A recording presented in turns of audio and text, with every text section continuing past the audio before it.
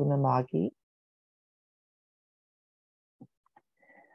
And so as you take this moment to acknowledge where you are located and join with me in the chat, I invite you, if you have a window, to take a look outside. If you have a picture, to take a moment to look at that beautiful land, or even a picture in your mind's eye of the beautiful, beautiful land where we are on, and join with me in gratitude for all of the people and communities, the Indigenous communities, the Mi'kmaq communities who have kept and watched over and protected and advocated for this beautiful land which we get to be upon as treaty people.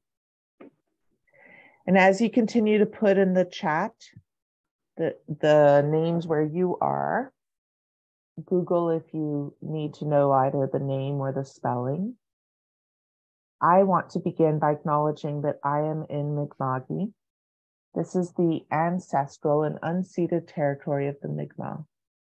Their inherent rights to this land were recognized in the peace and friendship treaties which Mi'kmaq, Wolastoqiyik, and Passamaquoddy people signed with the British Crown from 1725 to 1779.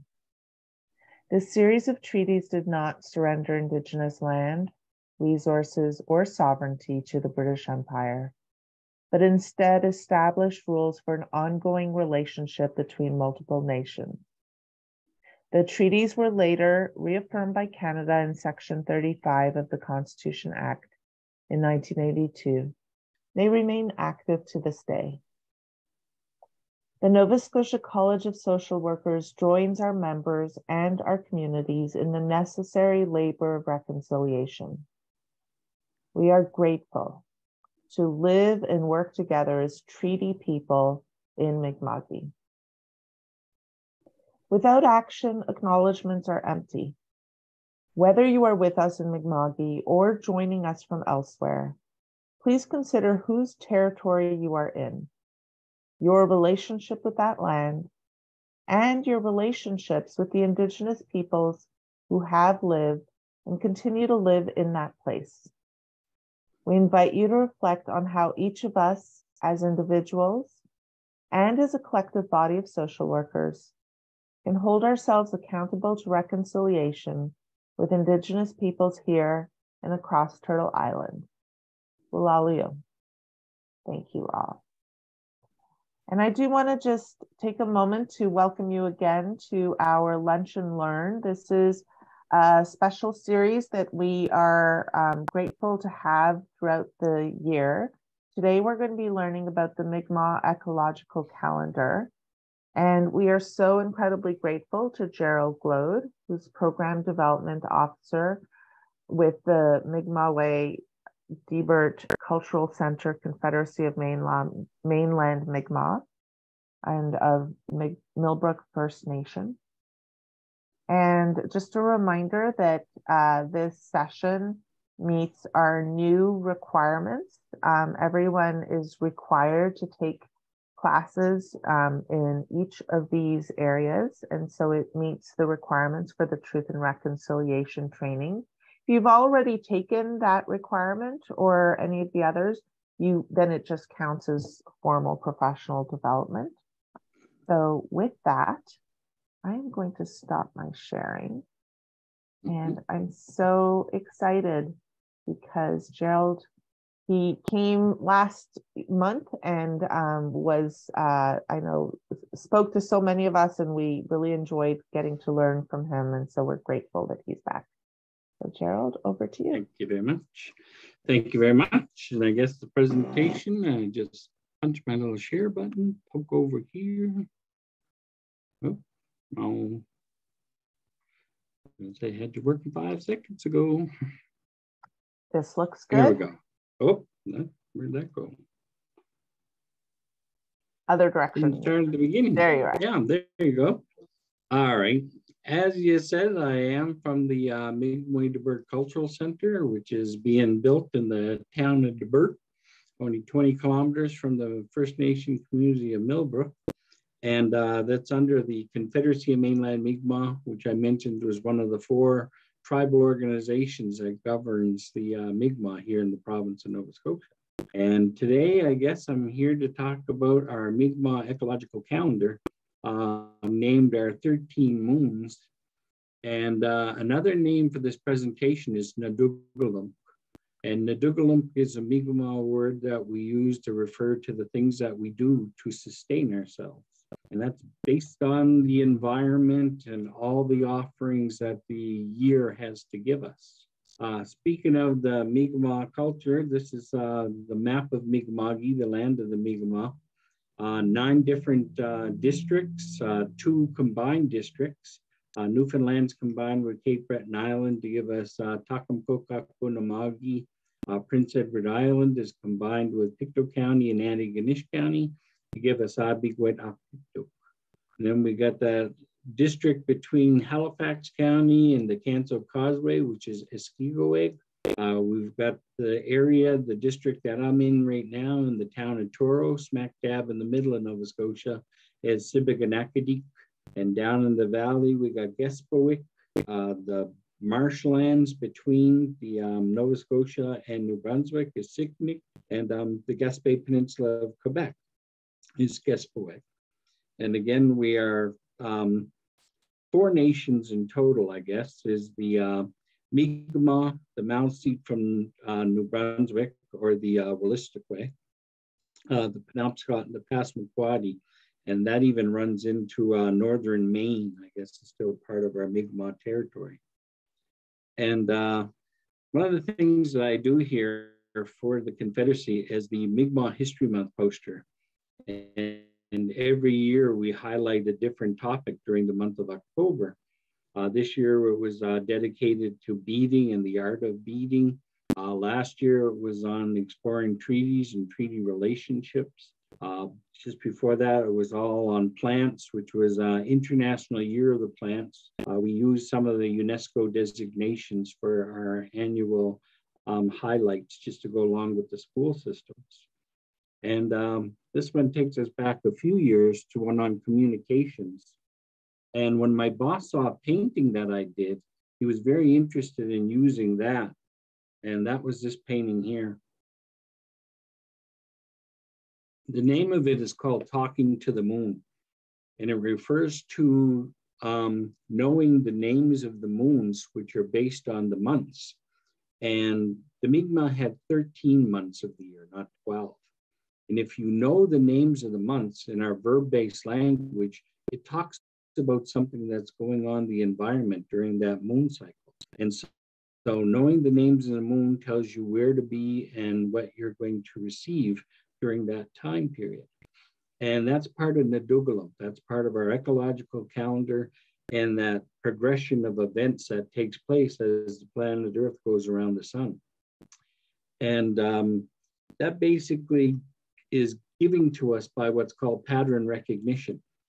And what you do is you're looking at the cycle, you're seeing the same things being played out on an annual basis. And just through unlocking the keys to pattern recognition, you're finding that when you do 3 things, which is to observe, memorize, and compare, you can see these cycles being formed. And as I said in the first one, when it talks about patterns, patterns are a cycle. A cycle is a reflection of a circle, and circles are sacred. So that there's that interconnected part of other cycles that are going on within our culture. The moon is a very, very important thing to the Mi'kmaq people. We just celebrated the dark of the moon or the new moon. And that's actually it's when the moon is directly between the earth and the sun. And when the moon is directly between the earth and the sun, all the sun's light is being reflected on the back of the moon and it blocks the sunlight. So the moon itself, it goes black for a day. That is the dark of the moon or the new moon. And when the Europeans came over, they explained to us about the man in the moon. And we're like, yeah, we have the man in the moon. And they're like, yeah, you can see his eyes, his nose, and his lips if you squint. And I'm like, no, that's not the Mi'kmaq man in the moon. Like, our Mi'kmaq man, the moon, is sitting on a blanket by a campfire. He's smoking a pipe. And even when you look at his head, you can see the headband in his hair, as well as the smoke bellowing from the campfire. This is the Mi'kmaq interpretation of the man in the moon.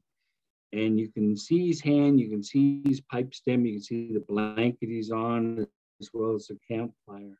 And like I said, I challenge you to see the man in the moon the next time. We got full moon coming up in 2 more weeks. So we can definitely see this when it comes along. That's all basically a month is. A month is the location of the planet as it journeys around the sun. Now, the Gregorian calendar or the Julian calendar, it has a 12-month cycle. And this is basically where the planet is as it represents each month. And the length of the months are different in size. Like December and January both have 31 days, as do July and August. They both have 31 days. Then February has 28.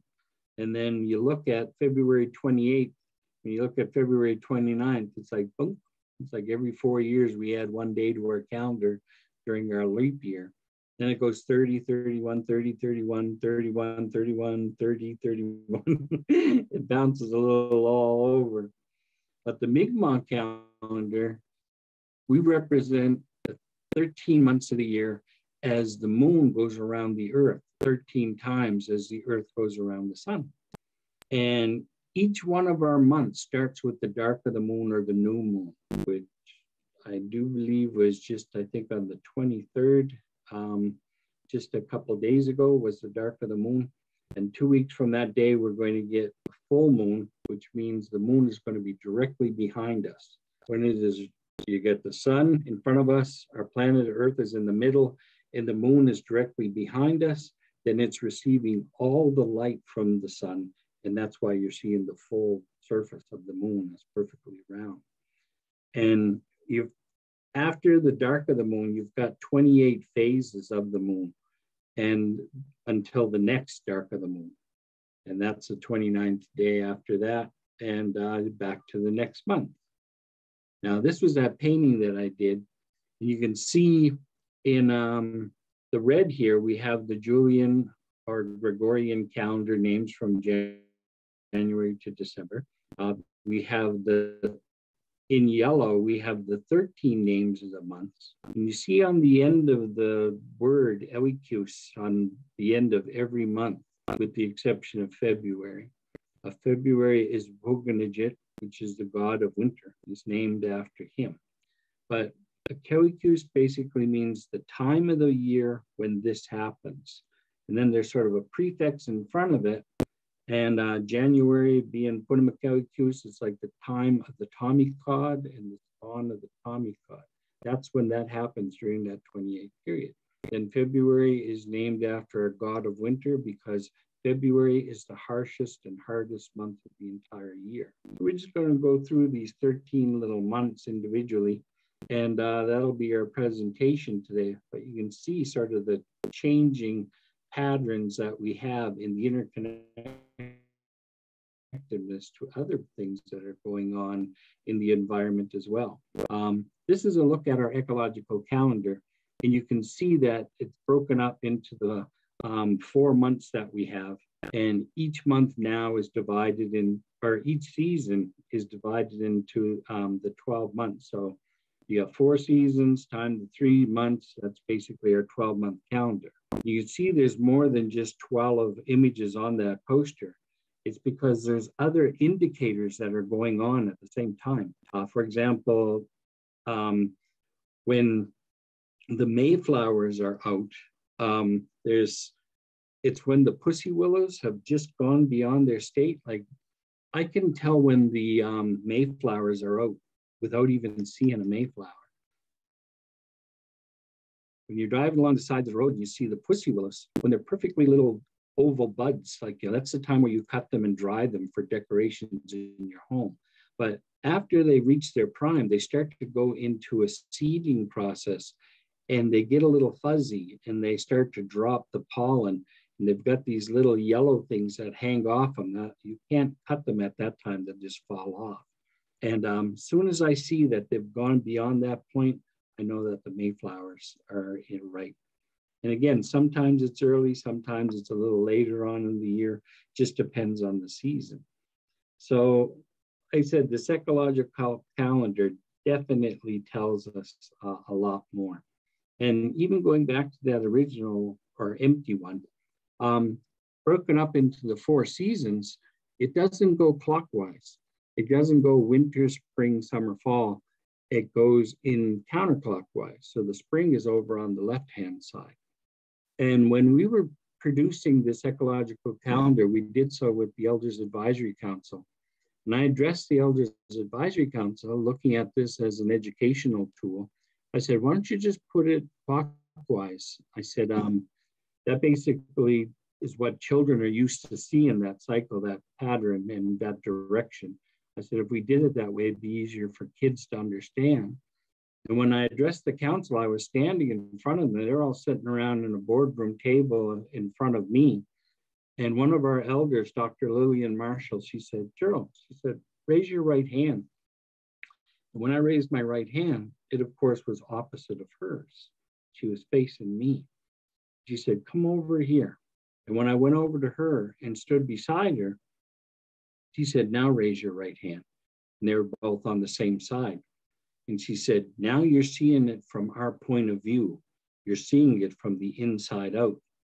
And she said, that's what we want to do, to teach children, to understand that the cycle of life isn't something that was created to provide sustenance for ourselves. It doesn't work exclusively of us. It is inclusive of us. So once a child realizes that you're part of it, then you realize that whatever you do to it will ultimately come back to affect you. That was a very, very important teaching. And Dr. Lillian Marshall's dream was to take that teaching of Mi'kmaq traditional knowledge and ecological knowledge and take it to the school system. She said she loves what the education system did with the recycling program and the energy conservation program. It's like the schools took it to the kids took it home, and now it's just a way of life. It's something that we all observe. And she said she'd love to see that with the understanding of the environment. And I agree with her 100%. Dr. Lillian Marshall has passed, but her teachings are still going on.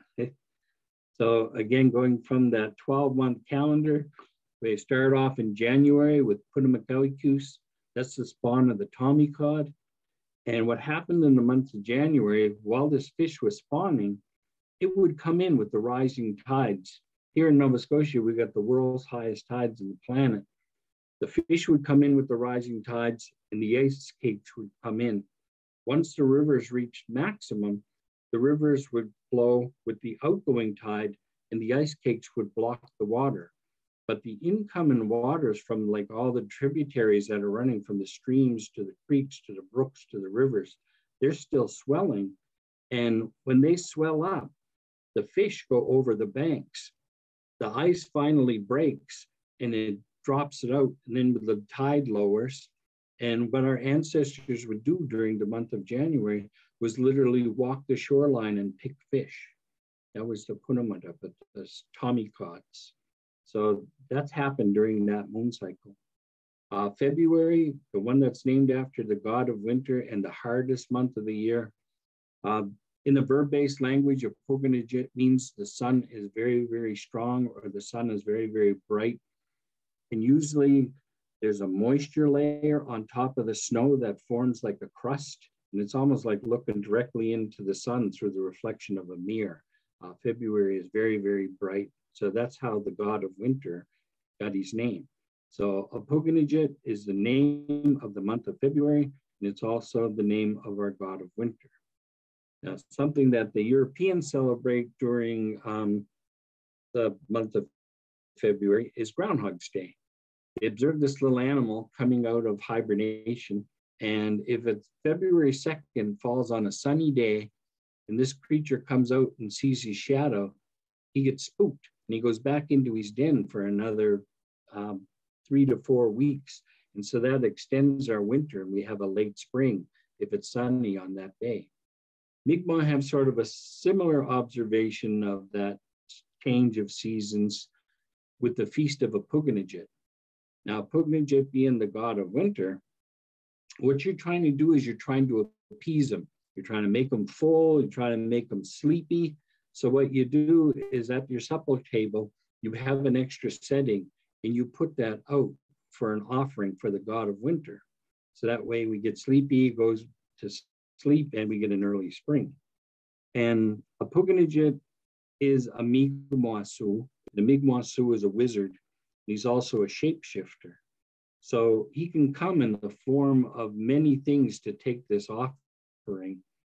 Some people put it out on February 1st or the first day of February. Some people put it out on January 31st, the last day of January. So that way he has that offering on the 1st of the February. But the ones from Cape Breton, they're very, very old school. They're very, very traditional. They stick it out on January 29th, which means with a 29-day moon cycle, the 29th of January would be the first day of the second month. So either way you're putting out this offering, he's going to come collect it. He can come disguised as a blue jay. He can come disguised as a crow. He can come disguised as a squirrel. He's pretty clever. So he's going to come take that offering. He can come in the shape of a fox or even come disguised as your neighbor's dog. Somebody is going to come to take that offering. And what we do is we post on social media when we leave the offering is who comes to get the offering or what shape did Apuganijit take in order to come and get this offering. And again, the feast of Apuganijit was signified by a meteor shower. There was a Delta Leonids meteor shower. And what happened was a comet had gone through the Earth's path sometime in our past, and it left a trail of debris. So every year in the month of February, when the planet Earth passed through that little dust field, we see a lot of fallen stars. Those fallen stars were the indication for the feast to begin. February being the hardest month, what you're doing is you're running out of the resources that you have collected all fall to get through winter. So your reserves are sort of depleted. So you're sharing with everybody in the community. So that way they've got enough food to sustain them till March when everything comes new, everything is fresh and everything is renewed. So that feast in February is a very, very important time as communities. And it was very much a very, very well-received gathering time. Another thing about February is the name of it is the full snow moon, because usually the heaviest snows of the year fall during the full moon in February. And another thing it's known as is the full hunger moon, because if you haven't prepared for this event that happens every year during the full moon in February, then you're going to go without. You can't go hunting, you can't check your snares. You're going to go without if you haven't prepared. So that preparedness is a very, very big part of our teachings as well. Again, as I indicated, the month always begins in the dark of the moon, and that's when the moon is between the earth and the sun, and all that sun's lights on the back. Then 2 weeks later, you've got the full moon, and it's receiving all of it, and that there is when it's on the other side of the earth. And even reading the moon, when you're looking at it, it's like reading a book from the left to the right. When you see the darkness on the left-hand side and the light on the right-hand side, that means you're moving into a full moon. And it takes 2 weeks to get to that full moon. And then after that passes, it's going to be light on the left-hand side and it's going to be dark on the right-hand side. Then that means you're moving into the dark of the moon for that second 2 week period. And it's interesting with the moon traveling on its 28 phases. It's like 28 divides into 4, 13 months of the year. 3 times 4 is 52 weeks a year. So that's part of the way that things work out. So 13 times 28 is, 13 times 4 is 52. So, and again, that's basically reading the moon. And again, these are some samples that we have. White Swan back in the early 20s. That was a very, very big storm that hit during that moon cycle period. Another one, 2013, we had enough snow that knocked out power to 500,000 residents of Atlantic Canada and the New England states. And there was even quite a bit of life lost during that time period. Again, 2015, we actually had more snow than White Swan. I have a picture of my son shoveling the driveway, and he's standing on the snowbank, and he's standing above our Dodge Caravan, like literally like 6-7 feet of snow. And that was pretty heavy when that fell during that same cycle. And again, in 2017, just a few years ago, it got walloped again. But those are all the hardest ones before the month of March. March, everything is renewed. The ground is starting to thaw out. The moisture is moving up the trunks of the trees. That there is a time for maple syrup. Maple syrup is one of our first traditional foods, as well as one of our first traditional medicines, because it provides us with vitamin C, which is something that we're not getting during those winter months. So it's a very, very well-received time of year for medicines and for foods. Again, with the moisture being inside that tree, it's taking it up from the ground and it's going to feed the leaves. And it's a one-way flow of energy. That moisture is inside. What happens during that time period is the fireflies go into, they're coming out of their winter hibernation. They're kind of groggy. Now they're not in mating season. They're actually in, they're just coming out of hibernation themselves. So when we see them coming out, we go into the trees to harvest. And you see the branches on the hardwood trees back there. There's no leaves on them.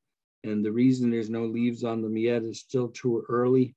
And when you cut the bark off it, it comes off really, really thick. Now that's great for wigwams, it's great for canoes, it's great for baskets. There's certain uses for that time of the year. And then what happens after the leaves fully flush, the energy is a two-way cycle, and it's starting to come down through the bark of the trees in those layers of thickness in the bark. And I do believe there's 7 layers of bark that peel off and they separate from each other. That again is indicated by the firefly, and we'll talk about that in the month of June. April is bird laying time. We didn't have domestic chickens laying our fresh eggs every morning. We had to have our eggs whenever nature provided, and that was in the April, the spring of the year. And that we're talking about goose eggs, duck eggs, gull eggs, tern eggs, partridge eggs, and even pollywog eggs. The natives, our ancestors, observed everything from raccoons to crows eating pollywog eggs. So we figured there must be some nutrition in it. And we even harvested and ate pollywog eggs, as well as used as a leaven in our bread. Like, you know, the hardtack, or like what we called 4 cents. That there is a year-round bread. But during the spring of the year, during April, when you've got eggs as that leaven, it gave you a bigger, fluffier bread. It's called Luskinigan. And as soon as you see a word with kin in it, like the K in the end, that means you're doing it with your hands and refers to the kneading of the dough, Luskinigan. Again, verb-based language, the words say a lot about what they mean. May is frog croaking time, and frogs definitely sing for their mates in the spring. And the Mi'kmaq are thinking, they're out of the ground now. They're saying, who lives in the ground with the frogs? And that's the eels. So whenever the Mi'kmaq hear the frogs croaking in the spring, we go to eeling. So the frogs tell on the eels. And again, that there is that time of year where you're starting to transition from hunting season into fishing season. Those are 2 different cycles that work independently, and they're both based on the nutrition cycles of those animals. And again, we'll talk about that in the month of September when we get to that. But June, I promised that we'd reconnect with the collecting of the birch bark. June is Nebikewikuse. Nebik is leaves, and Nebikewikuse means the time of the years that the leaves are in full bloom. And that there is the same time that the firefly goes into mating season with his little butt light on. And when you see that, you return back to the woods to collect the bark. And you can see in the background, all the leaves are fully flushed now. But when you cut the bark off to the birch bark tree, it comes off in 7 little layers or different colors on each side. And those are used for different things like birch bark biting or the liners of baskets or even paper flowers and even porcupine quill work. Because when you're doing work with porcupine quills, you're poking the holes through and you're sliding the quills in. Now the quills have little teeth on them that lock them into place. But if you peel the bark apart, then you switch it and it locks them in place better. So that there's one of the things that we do during the porcupine quill process, the quilling process. And you can't get the good enough bark for it till after the leaves are fully flushed. Another thing that we have, of course, in June is National Aboriginal Day. National Aboriginal Day is not an arbitrary date was set by the government for Native Americans to celebrate their culture. That there is our day. And what we're doing during the sunrise ceremony, you're praying to the rising sun. You notice that that sun doesn't pop up between the same 2 trees every day. It floats along the horizon line.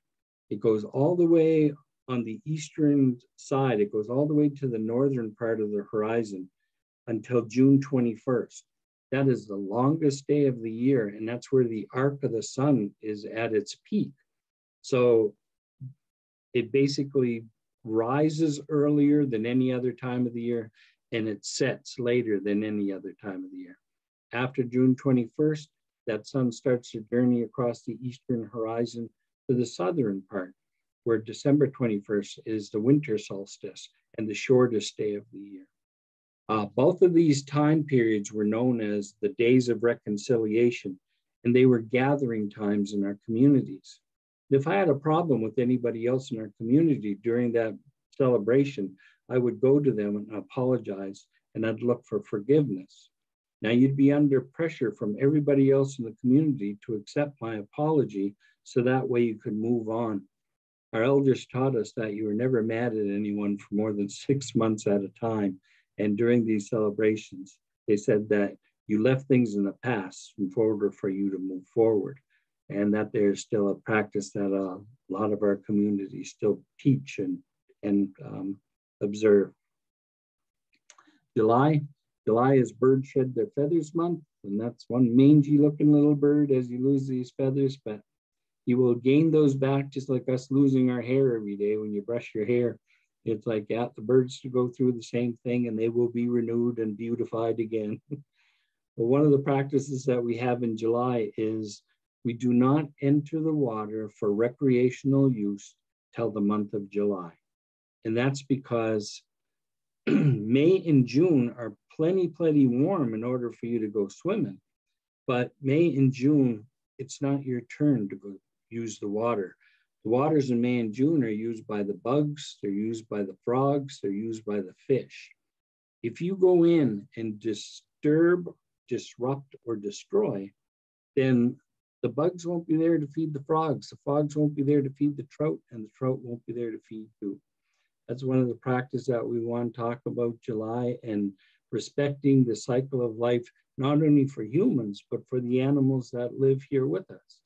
It's like we have to understand their cycles in order for us to live along harmoniously. And the thing is, the lightning striking the water in the month of July purifies the water. You've got all those contaminants from the bugs and the fish and the frogs. And my grandmother used to say, like, you know, you're going to get infantago, you're going to get like dysentery. It's like, you know, you get the poopies if you go playing in the frog pond and too early when the water is slimy. Because you wait till July after the lightning storms. Now, lightning strikes the earth here in Canada more times in the month of July than any other time of the year. And there's July there. You can see how many more times it strikes. And that is the process of ozonation. And what you've got is you've got molecules of water being held together by two, H2O. And when lightning strikes the water, it blasts the molecules up separately. And in the presence of ozone or in the presence of lightning, they think it's lightning and they'll rejoin into units of 3. And lightning water that has been struck will hold a charge for 20 to 30 minutes. So if you touch water that was struck by lightning, you can get a zap. And the thing is, after this 20, 30-minute period, water realizes it's not lightning. And what it does is it expels one of the molecules. It sets one free. Now, these separate molecules will either find each other, but it needs something. Sometimes it holds on to a contaminant, a bacterium or a germ in the water. And then chemically, there's this little mini micro explosion. And when it blows, it takes the contaminant with it. So all you're left with is pure, clean water and free of all the contaminants. Now, the Mi'kmaq didn't know the process of ozonation. They just knew that after the lightning storms in July, the waters are purified again, and they won't harm you. But the scientific part of it, or that Western view, that goes to Edumumptum. And Edumumptum is basically two-eyed seeing, which is the Mi'kmaq view of worldview of how things work. And it's, again, being confirmed by Western science. And it's like, yeah, we definitely have something to offer when we have sayings that are based on pattern recognition and seeing this event take place every year at this time. That's how it comes to be part of a culture, part of our heritage. And again, August is ripening time, and it's ripening for everything. The berries, this is the Sibigan plant. Sibigan acadic is named after. It's our main source of carbohydrate. It's a ground potato. And again, it forms as both a food source as a medicine, because as a carbohydrate, it converts our blood sugar into energy, and it's great for the regeneration part of healing as a medicine itself. And it's just very, very nutritious. Carbohydrates are something you need for energy. And it's our main staple, I guess, was the Sibigan plant, or the ground potato. This is the supermoon, which is Kejikuse, the great moon. This is the one that we dropped between July and August during that moon cycle. And the reason why we dropped it is there's an event that takes place twice a year, and that there's the enlargement of the moon and the brightness of the moon. It happens between July and August, called a supermoon. And what it is, it's the evaporation of moisture during the hottest months of the year, July and August. What's happening is the evaporation, the moisture in the air, acts like a magnifying glass, and the moon appears to be larger and brighter. We actually had 13-month system. This same event takes place in the month of December, when the moon has the crystallization.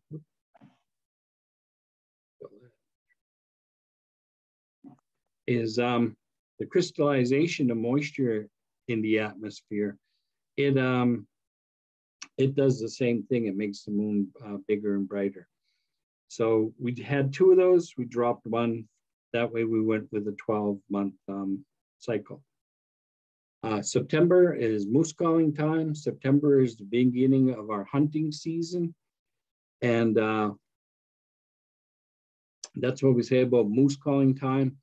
It's basically the mating season of the animals. And that's what you're doing when you're calling animals, when you're calling moose in during their mating season. You're trying to draw them in for the hunt.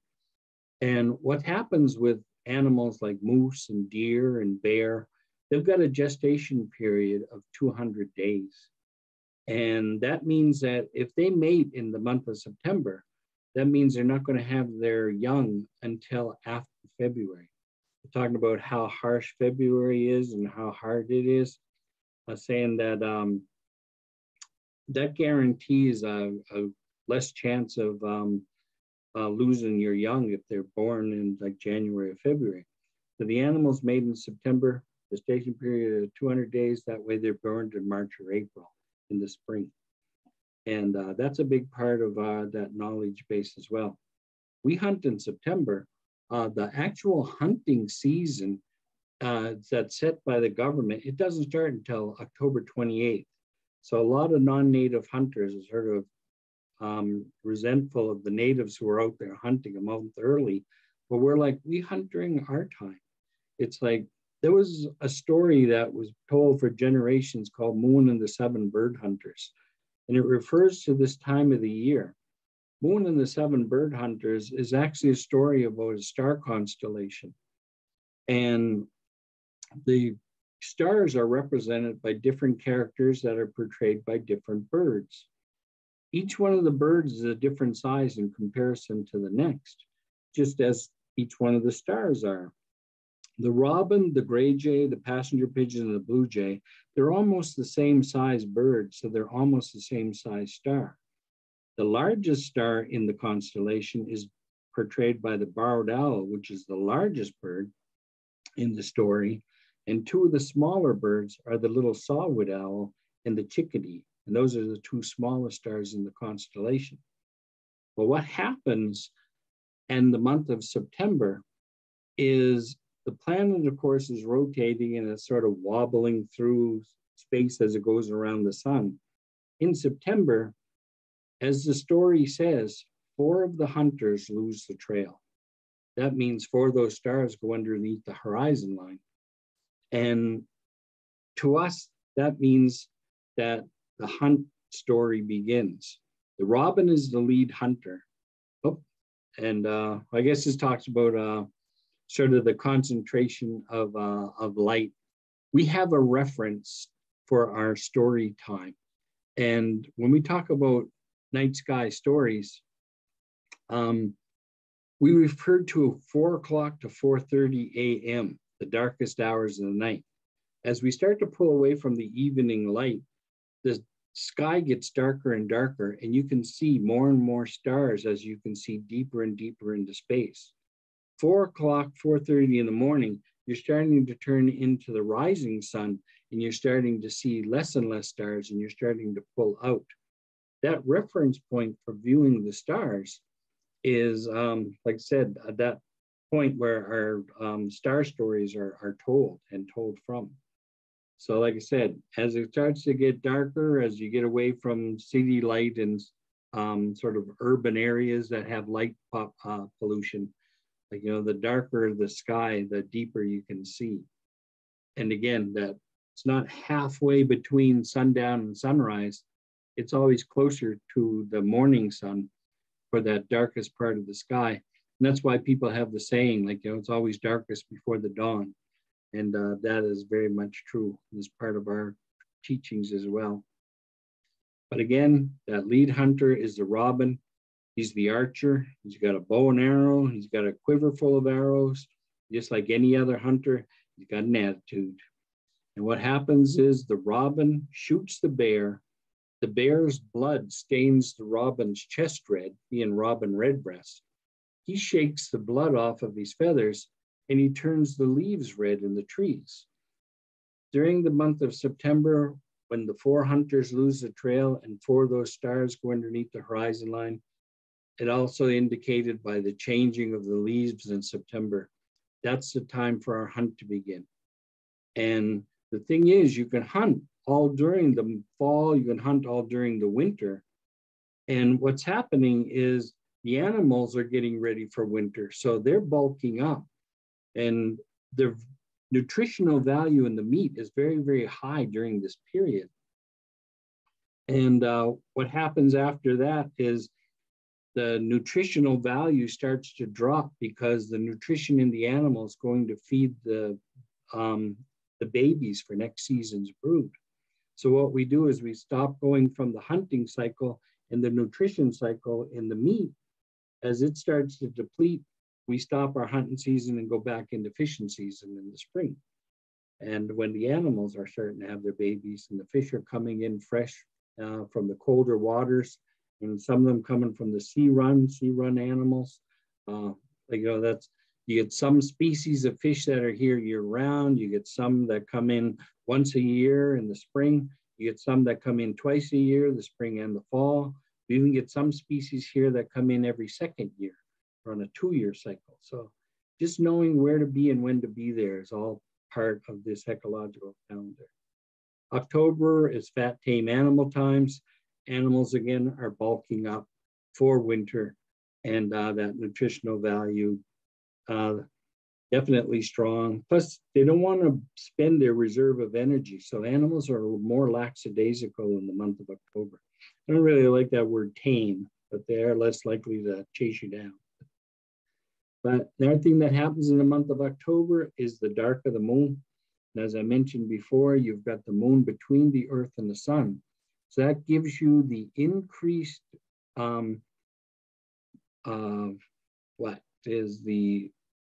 magnetic pull on the water here in the earth. So you've got the magnetic pull of the sun as well as the magnetic pull of the moon pulling on the waters here. And the dark of the moon in October gives you the highest tides. And when the tides are higher, the fish swim up farther. So usually during any dark of the moon, the waters rise, the fish come up, you lay down your traps, you're going to get half of the load. October, when the waters are the highest, the waters rise higher, the fish swim farther upstream, you lay down your nets, you're going to get the mother load of the year. This is when everything's at bountiful, and that there is the time of year where we celebrate as we're starting to prepare for winter in October. We have a feast time, is definitely everything in abundance. And another thing that's happening in October is the singing of the grasshoppers and the crickets. When I was a young fella in the end of August, the grasshoppers and the crickets would start singing. And I'd be kind of sad because I'm like, well, summer vacation's over and that means school's going to start soon. But in the month of October, this is when our ancestors were listening for the night that the singing stopped. Because when a grasshopper and a cricket stop singing, that means that they're stopped their mating season, they go into egg laying time. And in order for a grasshopper and a cricket to lay a moist, delicate little egg that's going to last on the next season's brood, that means the humidity's out of the air. So if the humidity is out of the air in October, and the highest tides of the year are bringing in great bounty full of fish, that's the time of year that you want to dry your fish for winter storage. Everything is connected and interconnected to all these cycles. And like I said, they're played out every year through pattern recognition. That's how we get the culture that we have, and that's how we still observe it today, and we still follow it. And even despite, like I said, in the fall of the year, the Mi'kmaq are out hunting a month ahead of all the other non-residents. But when it comes to fishing season in April, there's an arbitrary date of April 1st, and you'll see people lined up shoulder to shoulder, and there's no native people on the river. It's like they know that fish aren't going to be in for another 2 weeks or another 3 weeks. It's not until April 21st when the sea run animals come in. And you can tell by looking at the bubbles on the waves. If they're white bubbles, that just means that the water, the tides are coming in, the waves are lapping over each other and they're creating air pockets. And the bubbles are white. 3 weeks later, April 21st, you're going to notice a change of that. And the bubbles are going to be pink. And usually, like I said, the Bay of Fundy, when you've got pink bubbles, that means that that water is picking up the sand that's in the Bay of Fundy. And that's because the water is thicker and it's mixed with the oil. Oil and water don't mix. So what happens is it makes this gel kind of thing. It's kind of slimy. And that slime will pick up the sand and it'll change the color of the water. And that's when we know that the reason why it's slimy is because there's thousands of fish out there now. all the shad are coming in, all the bass are coming in, the salmon are coming in. Those are very oily fish that produce and secrete an oil to keep themselves warm in the cold waters at that time of year. And because there's a slime on the water and there's an odor to it too, that oil, and it'll attract bugs. But you can't see the bugs from the shoreline. You just see the bubbles kind of pink. But one thing you will notice is that's when the swallows return, and that's when the swallows feed on the flies on the foam in the bubble. So one thing's connected to the other. So April 1st, you get all these eager fishermen out there fishing for something that's not even in yet. There might be a river full or a shoreline full of fishermen that might produce 1 to 3 fish a day. But it's like, you know, you wait that 3 weeks when the water is sort of that pinky color and the birds are feeding off the flies on the water, then everybody's getting like, you know, 3 to 5 fish each. It's like there's a whole difference depending on that. And again, that's just observations and things that you learn. So we may be hunting a month early. When it comes to fishing season, we're fishing 3 weeks later. November, that's basically today, Keptikewicus, the times the rivers freeze. Thanks to global warming and climate change, rivers don't freeze in the month of November anymore. Kind of nippy out there today, and you might get a crust on it, but I sure as heck wouldn't go skating. But being a kid raised and born in the 50s, it's like, yeah, I remember skating on the waters in November. It's like, hoping to get a new pair of skates or a new hockey stick for Christmas. But we were out there well before the month of December. Now waters, rivers, they don't freeze at all. It's like you can go all winter and all spring, they're not going to freeze. But yeah, that's just the way things used to be, I guess. And even looking at Nova Scotia, there's a plant hardiness zone. And that basically means way down in the south end of Nova Scotia, down Yarmouth and Shelburne, they're 2 weeks ahead of us in Truro and Halifax. And Truro and Halifax is 2 weeks ahead of what takes place in Cape Breton. So just knowing the cycles and patterns of things when things are available, if you got something that's in season for 2 week period, you can extend that to a 6 week period, depending on where you go to harvest. And even the observations of that today, a couple summers ago, my wife said, she said, I want another feed of corn before summer's over. It's kind of late on into the summer, late on into the corn season. She said, don't go to Avery's. Here I am in central Nova.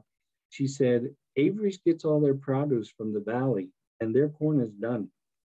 That you go local, you go to Masstown or you go to like River Breeze, you're going to get a fresher, sweeter corn. And just knowing that where things are, it's like that's something you can still learn from and practice today, especially with a bunch of workers there. And social work is related to health work as far as I'm concerned. So good piece of knowledge. And again, December, we spoke of earlier. December is that chief's moon. That's when the crystallization of the moisture in the air acts as a magnifying glass and it's bigger and brighter. So that's our 13 months of the year. And again, December 21st, the shortest day of the year, that other day of reconciliation and gathering to celebrate and just share resources in a community or families. It's like, that's a big part of our culture as well. And again, that ecological calendar, it's something that we still look to today and celebrate everything from the midwinter feast to the feast of Apuganajit, the gathering times and the solstices, National Aboriginal Day is all in there. It's like a picture's worth 1,000 words, but this is at least a 13,000 word essay right here. And again, through traditional knowledge, Aboriginal knowledge, looked at through Western science, that gives us our true identity. And I think I'm pretty well done. Yeah, boy, timed that pretty good. Thank you so much. I'll stop sharing, and then I see a couple of Q&As, but Yeah, We got so the there are a time? couple of questions. So let me read them all to you. There are four questions that have come up, and one had to do with the taste of the tuber, the wild potato that you referenced. Mhm. And another one was about what do you do with the tree after you harvest the bark? Mhm. Um, and then there were two questions about how the calendar affects people and how climate change affects the calendar and the cycles. Well, I'll handle those in reverse order, I guess. When it talks about climate change, we had this conference way back in the 80s, and they had the foresight to invite the Mi'kmaq elders. And it was Dr. Medina Marshall from Eskasoni when they were addressed the question, what do the Mi'kmaq think of global warming? And Dr. Medina Marshall, being the alpha female, she took the podium and she said, you want to know what the Mi'kmaq think in a verb-based language? She said, and explaining it to you in English. She said, we have June bugs in May. We have May flowers in April. We got April showers in March. She said, everything's out of whack. Everything's out of sync with the way that it used to be. And even like I said, that kept a Kewiku's lesson about the time the rivers freeze. They don't freeze in November. It's like our years are definitely warmer. But even when it comes to the things that we do with the bark, like I said, two different times of the year, when it's really, really thick, that there's when you're using it for your wigwams or your canoes, or even some really thick baskets, like heavy utility baskets.